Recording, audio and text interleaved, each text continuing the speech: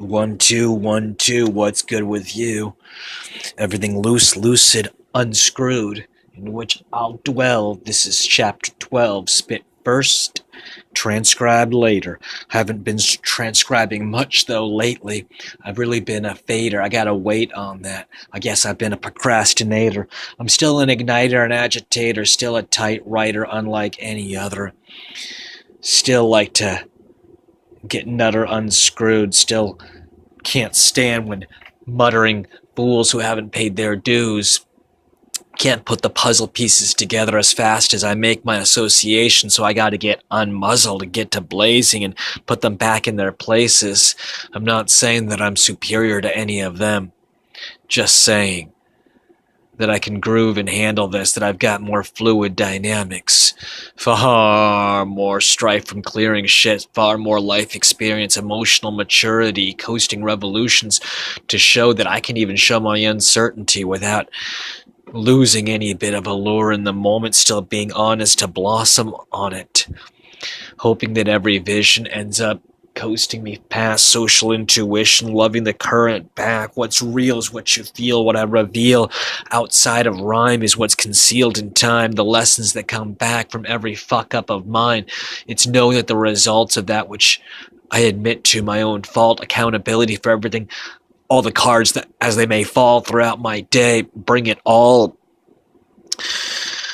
Whether I'm in to brawl or befall, ultimately, like Pygmalion, I will take the clay with my all and remake it. Serving my heart and my balls like the statue that was so divine that he had to free it, Galatea, praying to Aphrodite with her mighty touch. This is not me bringing the ruckus. This is teaching from someone who has the touch. This is not a shame on anyone, but a shame on me if I don't have this conversation to free. Everything inside still gets all stirred up to ride. Ow! So what's the purpose of this rhyme? Is there a service to it in time, travel, battle, unravel, or am I just gonna end up spitting off cost, begot, misbegotten, rotten Johnny? Apple seed, dapper indeed, or am I just gonna snap so free? Like a snapple seed, each one pops a different information bubble to bleed is out what I need. An information stack to spit the facts out, to make the information age. Rhyme to which I'm always devout, adding a little bit of chorus to that time. If every single time anyone mentions the singularity and the consciousness popping, or it's still just adding a little bit more to that tributary that ends up coming back to the main river, we're all giving our own little part to deliver, doing our own art, where the giver's creation is life that never withers. Just so many roots that end up coming out and shooting so free. So when you share all that shit, the fucked up stuff, and the good as well, that's preparedness meeting opportunity to anyone who takes your stuff under scrutiny. So what you're sharing in preparedness versus meeting opportunity is luck, as defined by me. Every rhyme can send that out by 3, and anything as far as I can tell that brings goodness back threefold to anyone else who hears it is quite the spell. So I try to treat all my audio like the spoken word is not just invoking nerds and shaking up those broken nerds and outspoken herbs who didn't think before they broke bread first, trying to break in, interject alpha out of their heads, feeding for cred, not enough experience to understand where they've been misled, heuristic switch slipping off of their lips. Okay. Like it's gonna be that easy to just tip me and stun. You can wake me from a deep sleep and the quip shit will still run. Fire spitting is my native tongue. In cheek, turn the other, blubber. Aikido, elbow back, splat to the ground. Biophysics all around, vibration coming back up through the feet. Energy complete.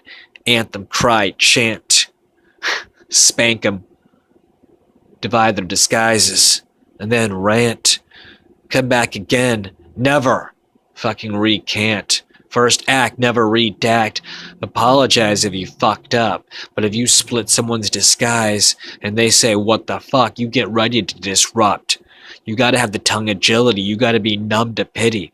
Cause pity, pity because you didn't do what someone else expected. Pity is someone else demanding that you disrespect your own standards. You gotta handle that hard, do your part, have the courage to say no, don't fucking start. Plan it to the fucking end. All social dynamics should be good amongst friends. Should not have to make your amends for having some angle someone else didn't have to tend. They get tangled up in that? Well, that's just brambles. That's the jungle. My friends. It's what makes a woman and a man, being able to handle their own lands to tend. Inside the seeds that we take, extend in every breath we make, amongst others.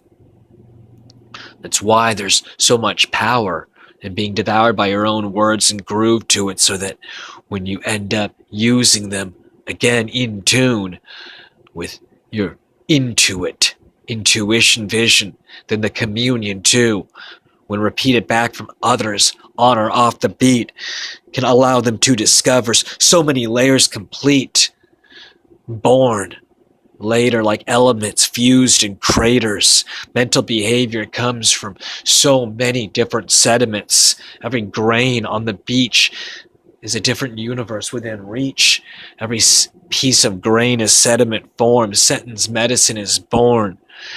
All the flavor from which I'm torn comes from waking up and breaking form. Earth is quaking when I'm torn, spelunking for flavor, spitting it back up later. Like a drunken satyr, hyper-optic animator, the originality of this animality is to take everything that I can test under control, bring it back for breath control, fact check. That's the depth of my soul.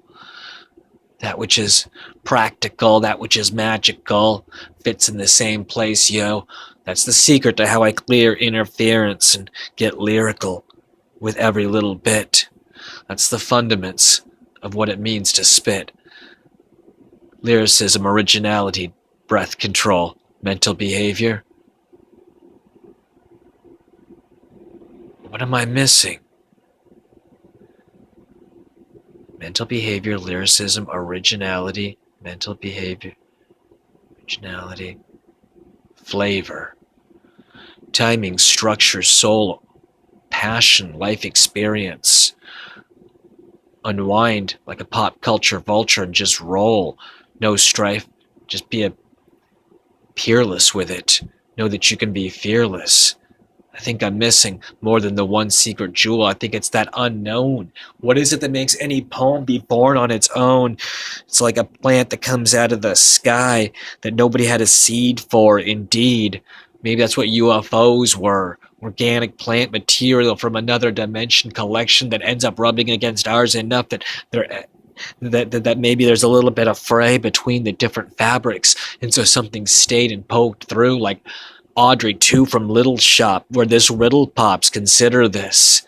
There could be some kind of other form, synthetic plant, like Planet Ultron, or some kind of living corporeal being that bonds with organic matter like Voltron.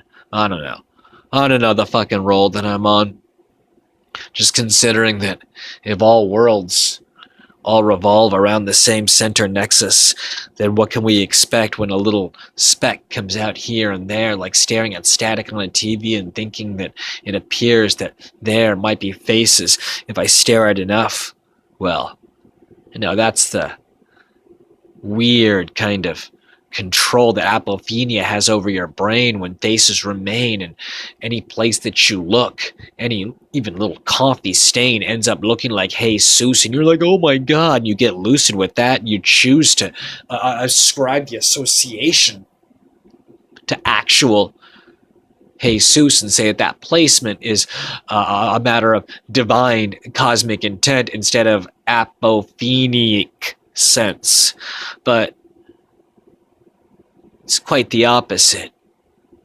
Not seeing faces in the static TV, it's a magic practice of discourse to me ever since I was a little kid. Back when I was 3, the different patterns would be scattering in the different snowflake static, and I couldn't help it. Something was resetting in my attic. I would stare at the chaos that wouldn't lay off, and suddenly every piece would just fall in place.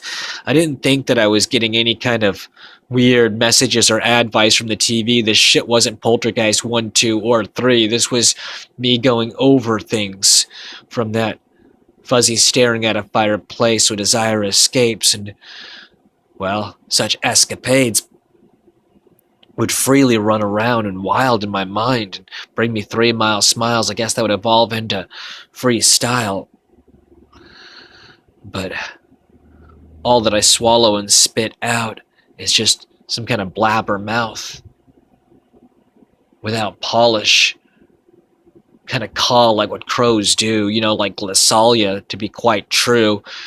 Running my tongue is no different from speaking in it, to be indiscreet with the very limits of what glossalia can do. It's an anomalous condition of the mind that we can all fall into. Just let go and babble off divine. That's what freestyle is, dude. The rhyme is just really following rhythm more than vision. Sometimes there's no message that I really want to stress. It's just a testament of what is coming up out of my chest. And that's really maybe the hidden best that it whittles into every riddle and test. The 5th final fundament that I was looking for yet. That makes freestyle its very finest yet.